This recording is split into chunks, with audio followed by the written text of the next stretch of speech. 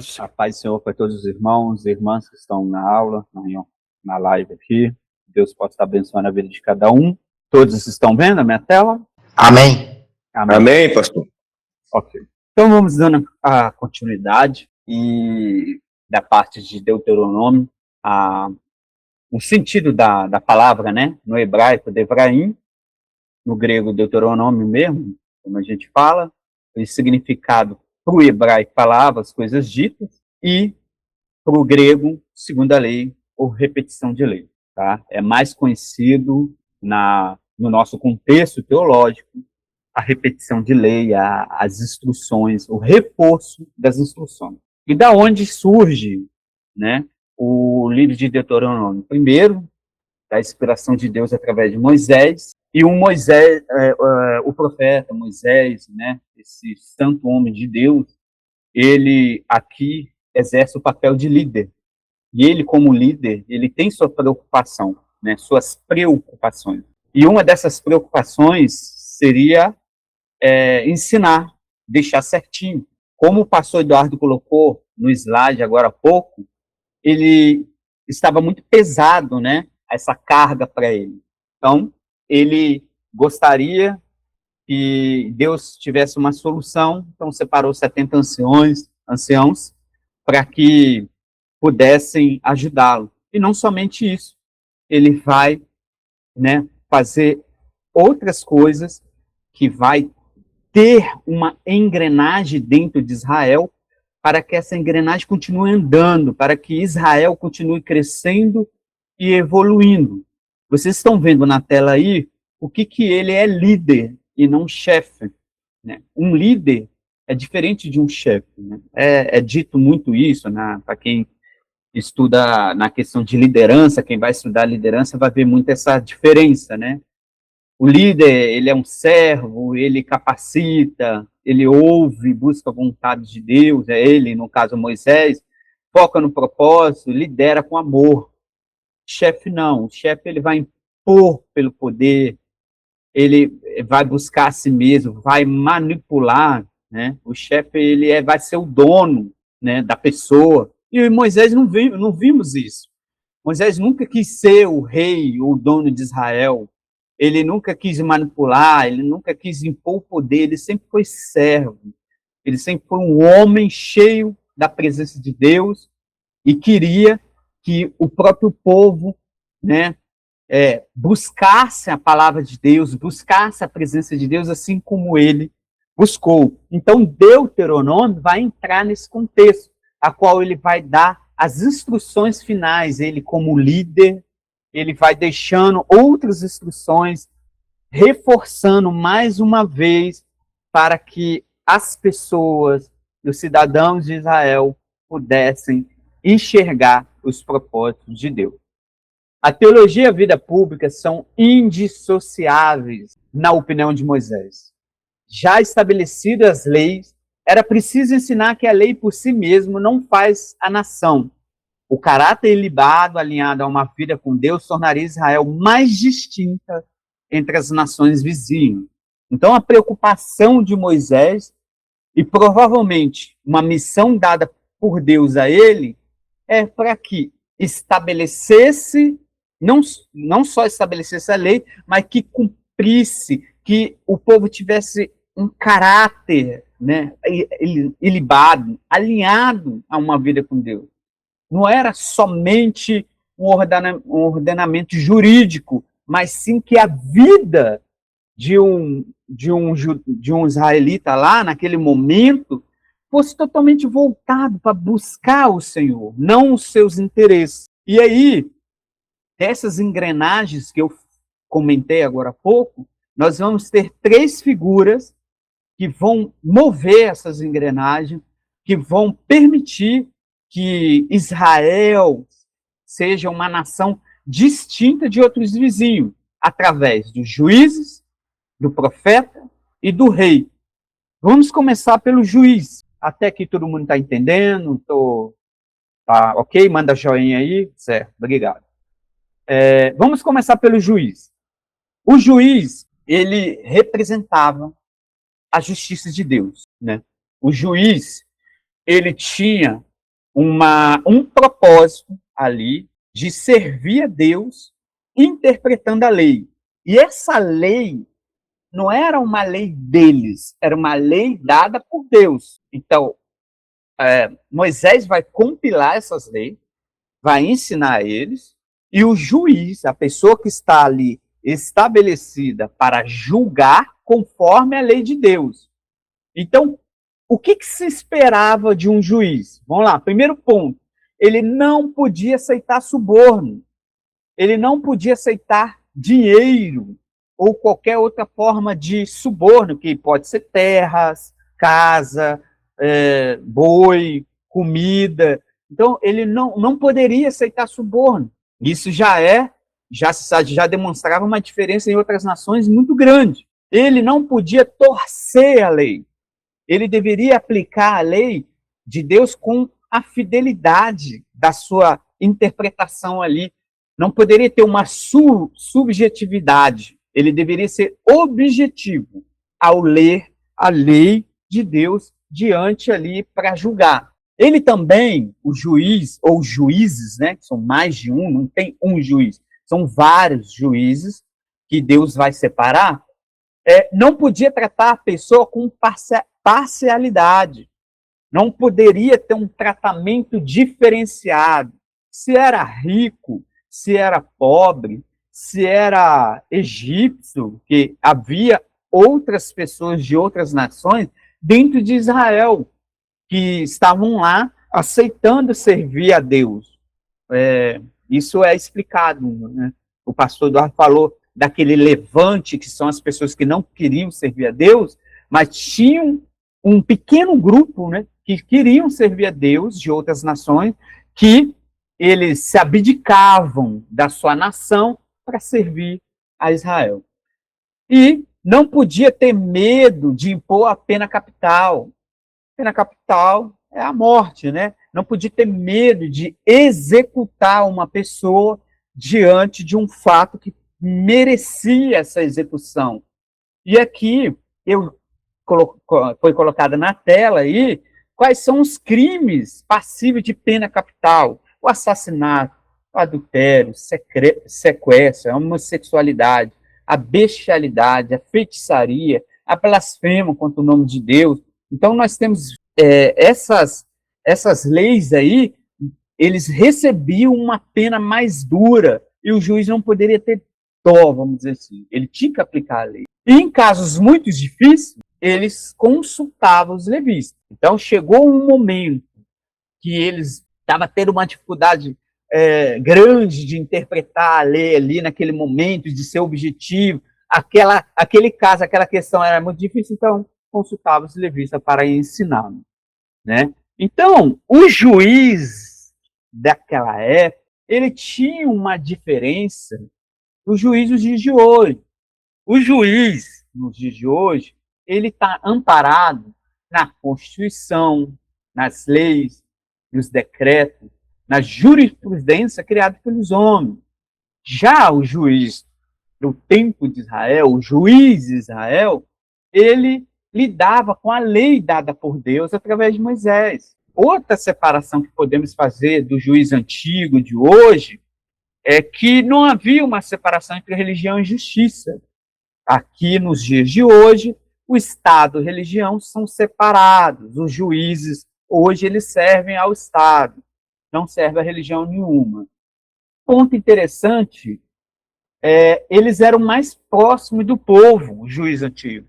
Como os julgamentos aconteciam perto, próximo, nas portas da cidade, eles eram vistos diariamente e eram até mesmo conhecidos, né, pela sociedade, pela vida na comunidade. Não poderia aceitar suborno, como já falei, né, e tinha uma função moral e espiritual, né? O juiz, ele tinha uma importância ali. Por isso que eu falo que quando Moisés ele está inspirado por Deus, ele está escrevendo ali, ele tem essa preocupação de ensinar a eles para que cumprisse a vontade de Deus. E cumprir essa vontade de Deus exige uma separação, ser santo, ser separado. E tudo isso leva a uma vida idônea com Deus. Outro ponto, outra engrenagem, vai ser o rei. O rei no Israel, em Israel, ele era meramente um funcionário público e não uma divindade. Por quê? Diferente dos reis de outras nações, como o Egito, que era considerado a própria divindade, ou nos reis mesopotâmicos, que era considerado um mediador entre Deus e o povo, o rei em Israel, ele não é considerado Deus, ele não é considerado mediador, mas sim uma autoridade política, militar, administrativa, sujeita à lei de Deus. Os mediadores entre Deus e os homens seria o sacerdote, seria todo o amparo dos levitas, o sacerdote, como já foi falado nas lições anteriores. Então, não tem uma figura, além do sumo sacerdote, óbvio, né, que vai ser a figura que uma vez por ano ele vai representar o povo, não existe essa figura. Essa figura, né, elas são meramente funcionárias, elas trabalham em função do povo, para que ninguém venha adorar o homem. Eles deveriam adorar e glorificar a Deus. Por isso que existe essa separação, e uma separação clara, que podemos ler em Deuteronômio 17, viu, acerca do rei. E o rei, ele tinha umas limitações muito claras. Ele não podia usar sua posição para obter riqueza, como acumular prata, ouro, tributos. Ele não podia usar sua posição para multiplicar esposas, para que seu coração não se desviasse. E também não podia usar sua posição para multiplicar cavalos. E cavalos não é somente o cavalo em si, o animal assim, porque cavalo era um animal muito útil para a guerra, mas qualquer forma, né, qualquer poder militar, poderia ser os carros que puxavam os cavalos, poderia ser soldados, poderia ser armas, poderia ser qualquer coisa que levasse vantagem em guerra, na guerra. E aí, além disso, esqueci o meu apontador aqui. Além disso, ele tinha os seus deveres. O dever de o rei escrever uma cópia da lei e estivesse consigo. Olha só, lembra que eu expliquei que a lei ele ficava lá nas mãos do sacerdote, não ficava na casa de qualquer um, porque era um material único, exclusivo e caro de fazer, difícil de fazer. O rei era uma pessoa que tinha uma cópia com ele. Ele tinha ele tinha esse direito de ter. Ele deveria ler diariamente, ou alguém ler para ele diariamente, para aprender a temer o Senhor, porque ele não é um Deus, ele é um homem. Então ele tem que temer a Deus e obedecê-lo para servir a nação. Ele não poderia pegar a sua posição e se achar superior, uma coisa difícil, né? Já que ele é um rei, se ele está tomando, se ele começar a olhar em volta, as nações vizinhas em volta, isso aqui ele cai fácil, mas ele não poderia fazer isso. Ele era um cidadão como o outro, com uma função política acima dos outros, mas ok, ele ainda continua como um humano, um homem que erra como qualquer outra pessoa. E obedecer aos mandamentos de Deus, para que seu coração não se enchesse de orgulho. Olha só, outra engrenagem que Moisés está escrevendo, dando orientações, instruções, Deus falando no seu coração e ele registrando. E esse povo, ele está tendo um ensinamento, um alinhamento muito específico para que essa nação funcionasse. Continuando, outra engrenagem que vamos ter são os profetas. Muito importante. São os mensageiros de Deus, a voz de Deus. E esses profetas, eles tinham uma particularidade, que era, eles eram chamados por Deus. Deus escolhia e chamava esses profetas. Não poderia o Senhor, sei lá, Abraão, chegar no meio do povo e começar a falar, eis a palavra do Senhor. Não, não podia. Ele deveria ser chamado. E esse chamado geralmente era reconhecido. E ele falava somente em nome de Deus. Não poderia falar em nome de outros deuses, né? Isso era proibido. Ele tinha que falar exclusivamente em nome de Deus. Se ele falasse em nome de outro Deus, é falso profeta. A veracidade de palavra dele é sempre quando as palavras dele se cumpriam. A verdadeira palavra de Deus se cumpre. Deus não lança palavra ou profecia enganosa. Deus lança a palavra para cumprir, porque ele é onisciente, onipresente e onipotente, irmão. Então a palavra de Deus se cumpre. Os profetas tinham a responsabilidade de exortar a justiça e o arrependimento. Nós vemos isso quando lemos os profetas. Jonas, Amós, Miqueias, Jeremias, Isaías. Nós vemos esse papel deles de levar o povo ao arrependimento. Alguém aí? Sim, irmão Serginho, pode falar. Pode, senhor Marquinhos. Pode, senhor. Como que o povo fazia naquela época para reconhecer esse ministério de profeta? Já que diferente do rei e dos sacerdotes, que tinha ali uma linhagem, né, que era visível, que se sucedia, uma unção externa e pública, como que o povo fazia para identificar um verdadeiro profeta de Deus? Olha, irmão, o que a gente observa, né, quando Deus faz chamado, geralmente ele faz um anunciado daquele profeta. E através disso, quando ele é separado, as profecias dele se cumpriam. E assim o povo reconhecia mais rapidamente.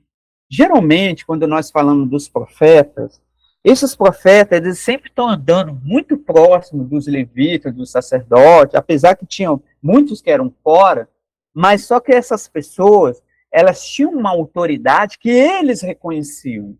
Deus colocava uma autoridade em cima deles que o povo não tinha uma dificuldade de eles reconhecer muito fácil. E quando nós vemos isso, por exemplo, a gente pode colocar exemplo de qualquer profeta como Jeremias, Isaías, e eles iam lá, iam para um rei, ou iam no meio de uma praça, uma nação, da comunidade, anunciava a profecia do Senhor, aí eles observavam, esperavam cumprir. Quando cumpria, esse é profeta de Deus. E assim é colocado que ele era um profeta chamado por Deus. Isso era muito mais orgânico do que da forma como eu estou falando. Às vezes parece que é uma coisa muito mais parecido um concurso, alguma coisa, não. Era algo muito que Deus chamava, a pessoa falava uma visão de Deus, falava uma profecia de Deus, julgava também, usando a lei em cima das pessoas, para que as pessoas viessem ao conhecimento de Deus, e eles reconheciam. Outra coisa que eles observaram, deu para entender, irmão Sérgio? Ou ficou meio... Tá bom. Outras coisas que haviam, que eles não podiam praticar, profetas das outras nações. Quais eram as práticas desses profetas de outras nações? Sacrifício de filhos, já foi falado, adivinhação e prognóstico, que é conhecer o futuro, feitiçaria, encantamento, são as magias, necromancia e consulta morta. Necromancia é o estudo sobre manipulação de estudos dos mortos.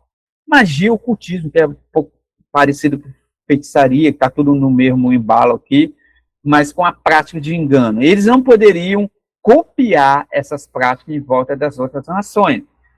Aí, temos aqui, Deuteronômio 18, 22. Se o que um profeta anunciar em nome do Senhor não se cumprir, não se realizará, então o Senhor não falou por meio daquele profeta. Ele falou presunçõesmente, você não precisa temer aquele profeta. Existe também, quando nós vamos ler, acho que a primeira Reis ou a segunda Reis, escola de profetas. Existia uma escola de profetas. Não se explica muito sobre essa escola de profetas, tanto que Saul passa por perto, alguma coisa assim, e, se eu não me engano, Elias também passa por perto. E existiu, nesse tempo de reis, uma escola de profetas. Deus permitiu, havia esses profetas, mas Eu não sei precisar para vocês, entendeu? Porque o material em cima disso vai de interpretações de alguns teólogos, mas havia, entendeu? Havia, alguns profetas saíam dessa escola, e eu não sei, assim, dizer o que se ensinava. Não se ensinava assim, como é que fala para fazer a profecia? É assim, assim, assado? Não, escola de profeta, provavelmente, era o estudo intenso da palavra de Deus. Era o estudo intenso das leis de Deus. Era o estudo intenso das profecias já dado por Deus. Deus falou essa profecia. Foi cumprida? Vai se cumprir? Como é que é? Entendeu? Então, assim funcionava a escola de profeta, provavelmente. Tá? Dando a continuidade, com essas três engrenagens já colocado em questão, nós vemos que isso era uma nação formada por Deus. Juízes refletindo a justiça de Deus. Profetas refletindo a voz de Deus. E o rei, aqui colocou reis, né, que vai passando um para o outro, refletindo a autoridade sobre a lei de Deus. Então, todos esses três elementos iam compor a nação que Deus queria. Uma nação santa, separada, que Deus queria. E assim, infelizmente, nós vamos lendo, né, na palavra de Deus, no Antigo Testamento, nós percebemos que eles vão falar muito em cima disso. Nós vamos ter reis que não vão seguir a palavra de Deus. Nós vamos ter registros de falsos profetas profetizando coisas que Deus não deu. E vamos ter vários momentos, em várias profecias, em várias revelações, de juízes que estavam aceitando suborno, que não estavam julgando, não olhando para a viúva, não olhando para o órfão. Então, por causa do coração do homem. O coração do homem sem Deus, ele vai deturpando essa engrenagem. Mas só que nesse tempo de Moisés, ele não estava preocupado com isso. Ele estava preocupado em deixar a lei, deixar a palavra de Deus, e instruir, e que Deus seguisse a nação. Porque Moisés sabia o que tornava essa nação santa, o que tornava essa nação uma nação abençoada, é a obediência. Importavam eles obedecerem a Deus. Tá. Aí, em certo momento, quando nós vamos falar das leis civis que existiram em Israel, uma dessas leis era a chamada cidades-refúgio, que eram cidades designadas ao longo da nação de Israel, que servia como refúgio para proteger quem sem intenção matasse alguém. A pessoa matou alguém sem intenção, sem querer, um acidente, por exemplo, e tinha um vingador de sangue que queria abatê-lo. Então ele deveria correr para os juízes, eles iam avaliar essa situação, se foi realmente um homicídio sem intenção, que é o que a gente chama de culposo na nossa lei, né? E se fosse culposo, deveria se abrigar, se alojar numa dessas cidades e tinha que permanecer até a morte do sumo sacerdote. Quando o sumo sacerdote morresse, ele estava livre de voltar para casa e o tal de vingador de sangue não poderia mais executá-lo. Isso era uma lei que protegia esses tipos de acidentes, né? Essa situação. Então, nós já vimos uma diferença entre as outras nações, que havia uma vingança pessoal sem limites, penas cruéis e desproporcionais, desprezo pela vida humana, sacrifícios humanos e culto violento. Então, essa separação já tornava Israel diferente, já tornava Israel uma nação muito a mais, além das outras nações. E por que isso era revolucionário? Mostrava o valor da vida, mostrava o que era justiça e misericórdia, era uma limitação da violência, para a pessoa não ficar matando o outro à torta à direita, né? E mostrava uma vida de Deus, né? Mostrava que a vida pertence a Deus. E mostrava a formação de uma nação sã. Então, até as leis civis que tinham, através do Deuteronômio, através dos levitas, mostravam que eles não eram iguais. Às vezes, quando nós fazemos uma leitura, e fazendo uma leitura com a concepção que nós temos hoje. Quando se fala de escravidão na época de Israel, não é a mesma escravidão como é que é o nome? Da expansão ultramarina feita pelos portugueses, que é essa escravidão que houve no Brasil, que houve em Portugal, que é totalmente diferente, não era a mesma escravidão. Não tem nada a ver uma coisa com a outra. E esse direito civil em Israel vai mostrar que ela protege, disciplina e restaura. Né? Ela protege o inocente de acusação falsa, existindo justiça com base de evidências. No caso, existe justiça com base de evidências, porque geralmente só aceitavam evidência confiável de 2 ou mais testemunhas, que estabeleciam uma verdade. É o que está em Deuteronômio 19, a partir do versículo 15. Não se levantará uma só testemunha contra alguém a respeito de qualquer mal, de qualquer pecado que ele tiver cometido. Pela boca de 2 ou 3 testemunhas se estabelecerá o fato. Então, as leis civis de Israel, elas já demonstram uma grande diferença em relação às outras leis. Eu vou mostrar aqui quais eram as outras leis. Vou fazer referência ao Código Hammurabi, que era o código mais conhecido naquela época. Como é que funcionava o Código Hammurabi?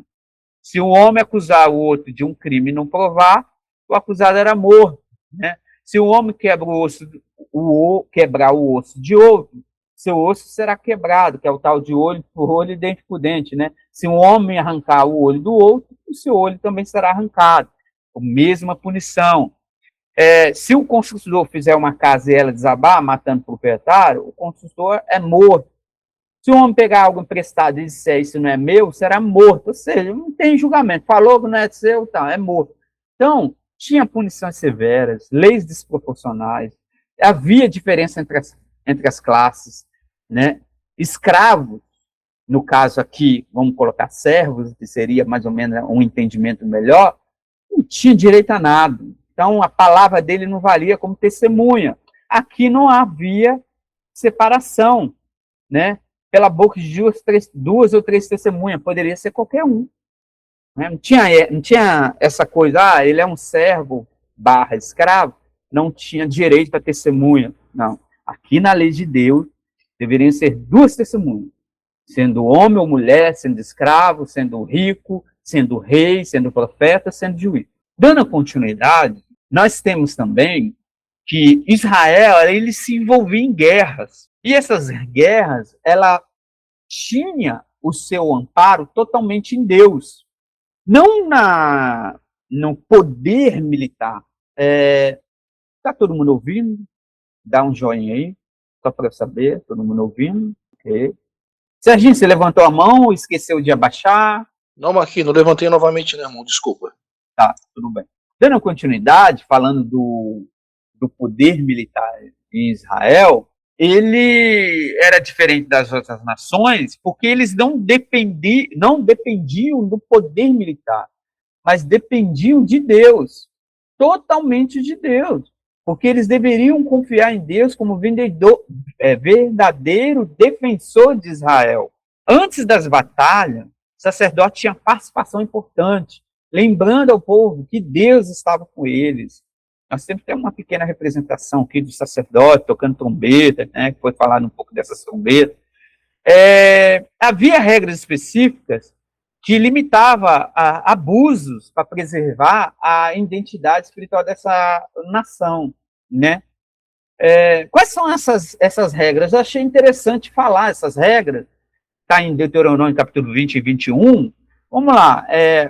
A primeira regra é: o sacerdote falava ao exército antes de lutar. Então, falava de Deus, dava um apoio, né? Falava que Senhor é a nossa força, Deus é a nossa nação. Então, eles davam a palavra de Deus. O ponto 2, que é interessante, todos eram obrigados a se alistar, né? Mas nem todos eram obrigados a lutar.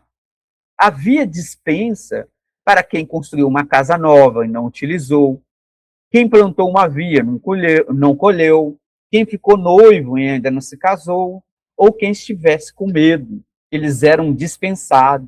Por quê? Porque o exército de Israel não dependia do poder militar, mas sim da força de Deus. Não importava o número de exércitos de Israel. Nós sabemos que com 300 já venceu. Então não podia ser com 10 que Deus usaria para vencer. Então o número não era importante. Antes de entrar em guerra, havia uma oferta de paz. Não saía metendo espada em todo mundo. Não. Havia uma oferta de paz. Havia também uma proibição de destruir árvores frutíferas. Aí que fala, é uma das primeiras leis ambientais da história. Por quê? Árvores frutíferas que ficavam em volta da nação, uma das táticas de guerra militar era destruir isso aqui para não ter alimento. Aí cortava essas árvores, usava eles para empilhar, fazer escudo, fazer defesa, fazer armadilhas, né? E assim por diante. Isso estabelecia limites contra vingança descontrolada, ou seja, Deus só mandava, né? Deus só mandava em guerra quando era preciso. Aí fala de cidades de refúgio, né? Que algumas pessoas, isso aqui não entrou, quando eu fiz a pesquisa, não sei por que entrou aqui, mas vou dar adiante aqui. E proteção contra as faltas de acusação, mas não tem nada a ver com a guerra, não. A guerra até ali mesmo. Outra coisa, outras nações, o rei era um grande guerreiro, mas só que quem era o verdadeiro comandante? Deus. Israel é Deus. A conquista era vista como forma de obter riqueza. Aqui não. Aqui a conquista era obedecer à vontade de Deus. Geralmente, todas as guerras, a maioria delas, todas não, a maioria delas, estão envolvidas em uma expansão do reino de Israel ou expulsão de algum povo, cananeu, jebuseu, eveu. Serginho, pode falar. Marquinhos, Sim. Como que a gente pode responder a pessoas que questionam o fato de Deus ser benigno, bondoso, amoroso, e ele dá ordem para a nação de Israel, assim que eles entram em Canaã, de que eles saíssem matando tudo, limpando, não deixando ninguém vivo, nada com vida. Como que eu respondo essa questão? Você pode responder conforme que eu já explicando aqui esses passos, né? Essa ordem dada por Deus seguia todos esses espaços. Primeiro, se oferecesse a paz. Eu vou usar esse espaço aqui, deixa eu pegar uma caneta aqui, deixa eu ver se está riscando. Beleza. Vamos imaginar que aqui é um destacamento de Israel. Eu estou falando destacamento mesmo. Não estou falando a nação toda, não. E aqui tem um destacamento de, sei lá, do Jebuseu. Vou dar um exemplo aqui. Vou botar um Jebuseu. Aí, quando Deus dá a ordem, o primeiro momento, eles vão tentar a paz. Eles não quiseram a paz, então a segunda ordem seria a expulsão, né? A expulsão é quando eles vão, chega no destacamento, começam a entrar em guerra aqui, e geralmente os inocentes, os que não lutam, já fogem, já correm para lá. E eles não perseguem. Quem está aqui no poder militar de Israel não vai perseguir essas pessoas. Mas aqui também tem soldados militares. E eles vão querer proteger esse destacamento. Aí daí que vai vir a ordem de Deus. Já que eles não querem paz e não querem fugir, Deus vai dar a ordem para que essas pessoas sejam abatidas, porque elas estão, primeiro, provavelmente, eles estão adorando algum outro deus. Estamos contra vocês em nome de Baal. E não vamos sair daqui e não respeitamos vocês, o Deus de vocês. Então, Deus vai dar esse aval para que possa eliminar eles. Essa eliminação não é à torta direita. Nunca foi. Apesar do tom quando a gente lê a passagem, não deixará meninos de peito, quando fala não deixará meninos de peito, sim, não deixará, mas essa mulher que está com menino de peito já fugiu. Quem não fugiu, então pediu para sofrer a consequência da guerra. Vou dar um exemplo melhor.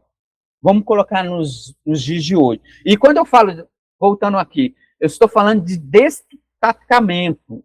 São pequenas unidades militares. Jericó não era uma nação toda, Jericó era uma parte, entendeu? Uma nação de Israel não entrava em guerra, era uma parte de Israel que entrava em guerra, porque a nação toda não tinha nem como. Pelo menos assim que eu lembro que estudei, né, que cheguei nessa conclusão. Aí eu queria dar um exemplo. Vamos colocar assim. Quando o Brasil entrasse em guerra com a Argentina, geralmente essa guerra ela vai acontecer em alguns pontos, né? Ou a nação entra em lei marcial, vamos colocar que em algum ponto da cidade vai lutar contra outra ponta da cidade. Aí a primeira coisa que vai acontecer é quem não é militar fugir.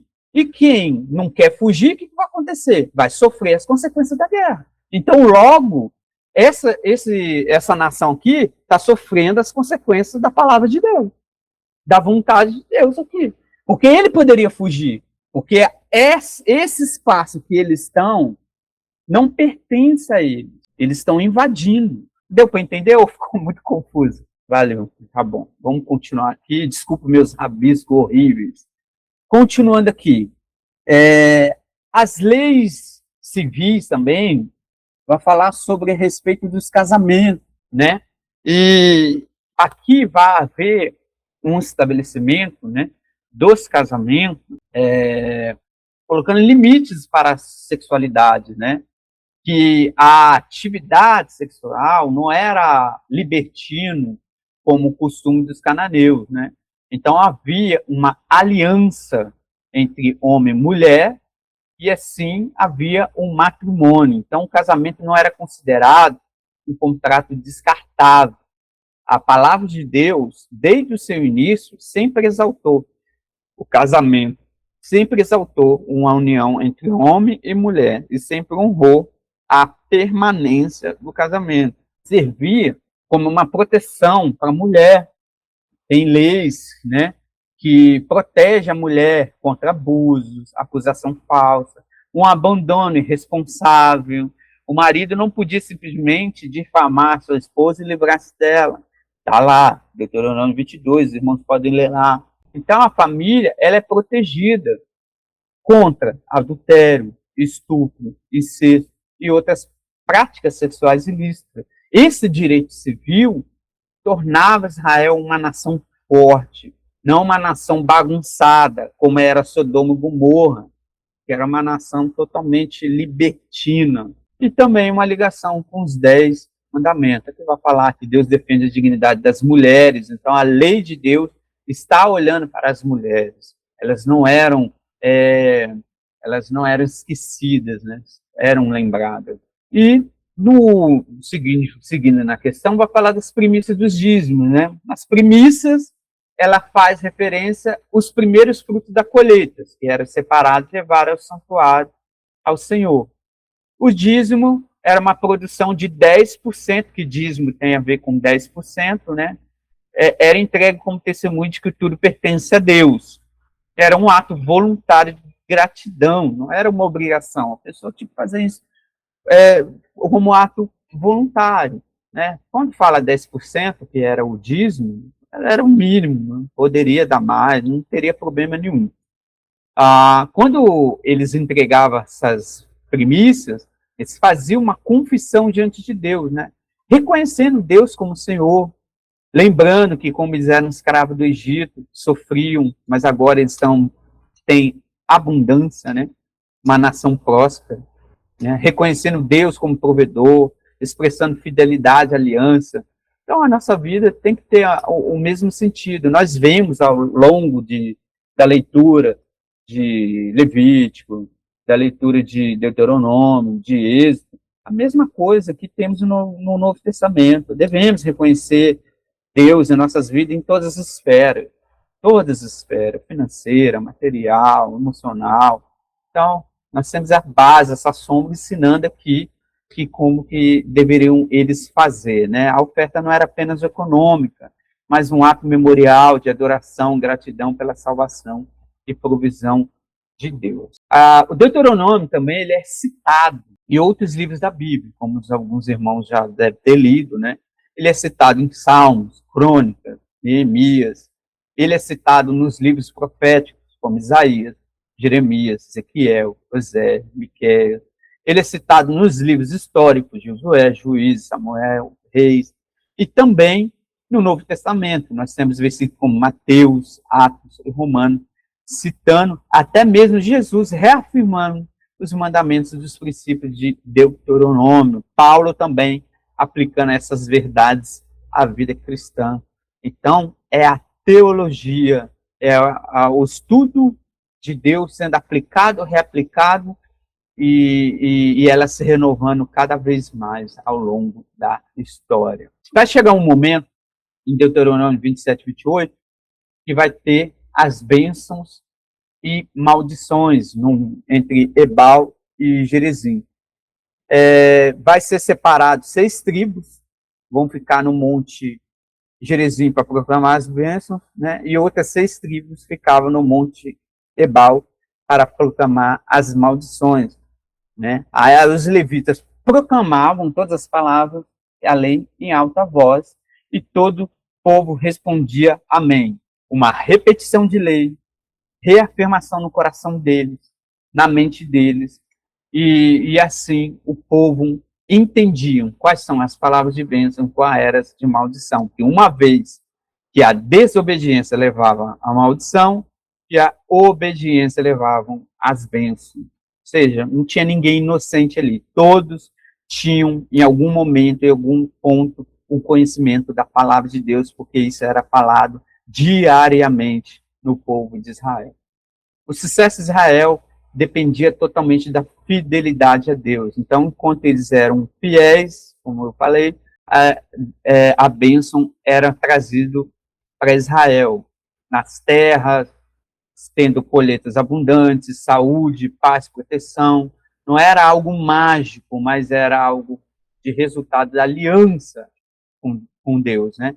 Mas, rapidamente, quando eles desobedeciam, recebiam derrota, fome, doença, opressão e exílio, né?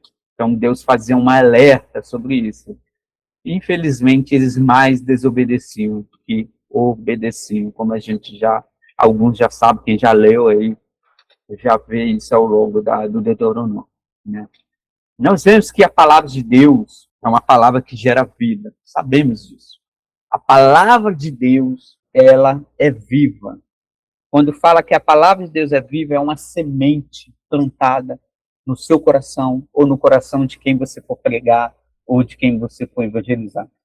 A semente, se ela for regada, ela vai crescer. Então, a palavra de Deus, se for regada de orações, se for regada de aconselhamentos, de pregações, ela vai crescer.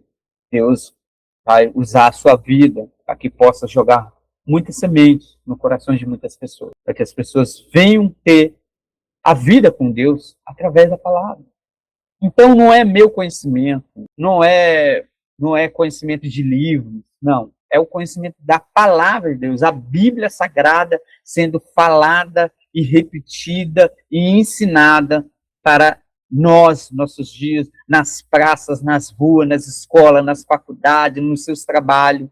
Então, falem da palavra de Deus, porque a palavra de Deus gera vida, e essa é a ideia central que quis falar da palavra de Deus. E por último, falando de Moisés. Já foi falado aqui que Moisés, né, a grandeza dele, Charles Liddell, a grandeza de Moisés não estava em sua capacidade pessoal, mas em sua disposição de ser usado por Deus.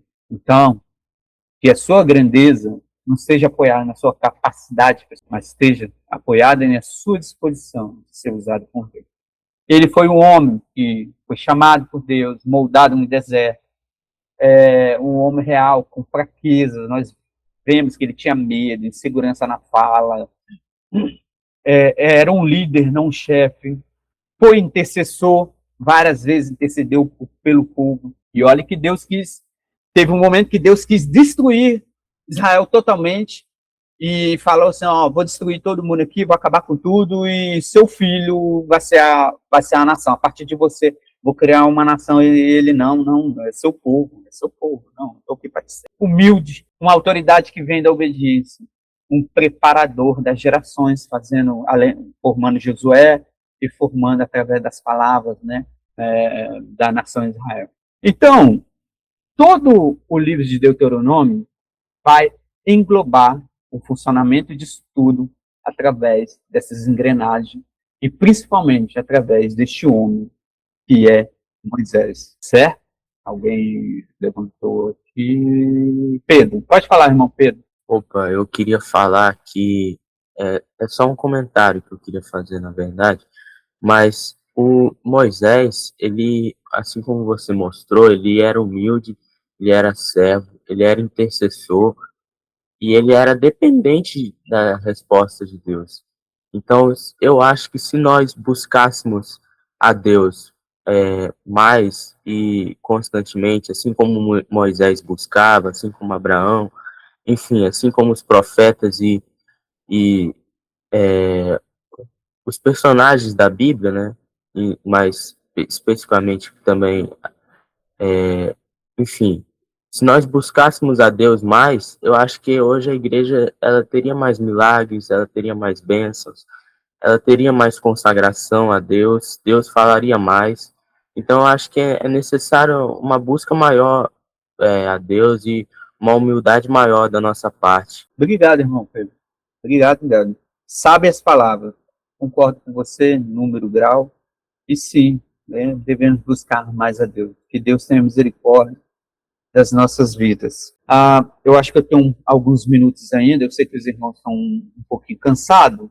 Já estou no final já. Gostaria de fazer uma brincadeira com os irmãos. Uma brincadeira rápida. Quem puder responder, né, pode estar livre para responder.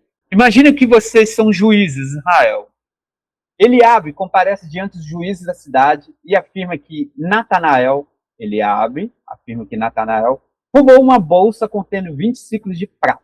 Quando os juízes perguntam pelas provas, Eliabe apresenta apenas uma testemunha, Malquias, seu vizinho, Malquias.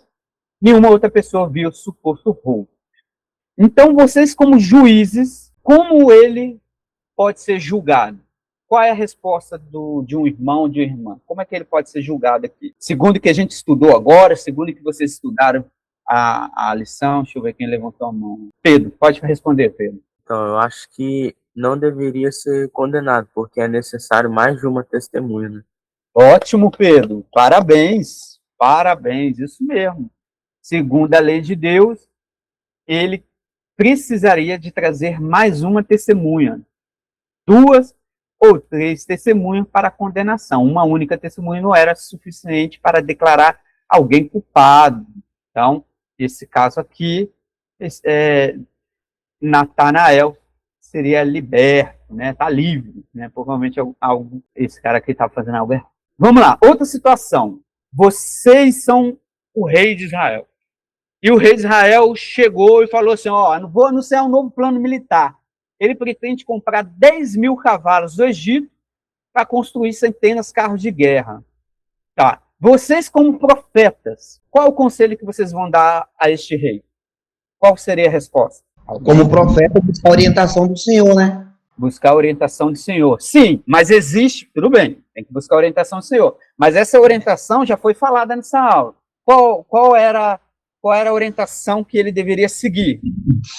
A nação de Israel era proibida, Marquinhos, de ter a sua confiança em poderio militar, seja ele carros, ou cavalos, ou soldados.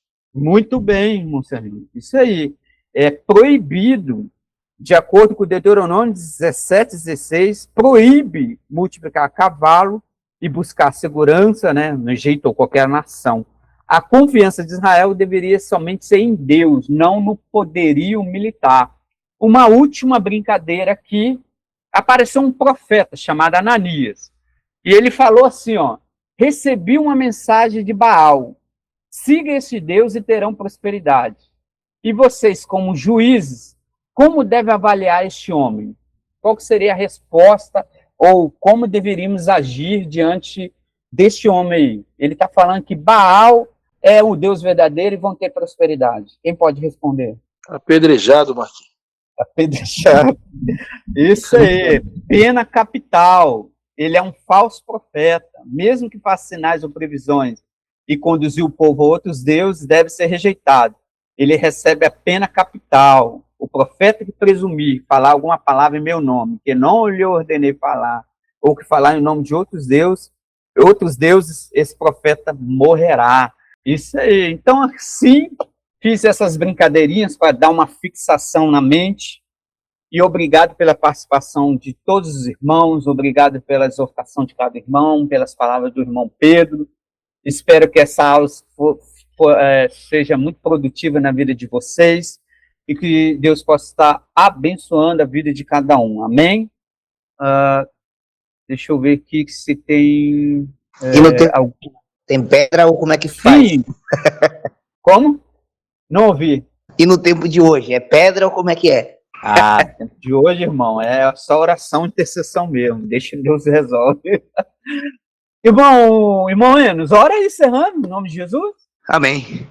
Senhor Deus, Pai do nosso Senhor e Salvador Jesus Cristo, graça te damos por este momento maravilhoso ao qual o Senhor nos concedeu, para que todos pudéssemos ouvir acerca da tua palavra. Que nós possamos prosseguir conhecer o Senhor à luz da tua palavra e possamos melhorar nossa qualidade de vida espiritual diante da tua presença. Assim como o nosso irmão Pedro, ele trouxe a orientação de que seria muito maravilhoso se toda a igreja, todo o povo de Deus tivesse o propósito de buscar o Senhor todos os dias. Nós veríamos coisas espirituais maiores, nós teríamos comunhão melhores com o Senhor.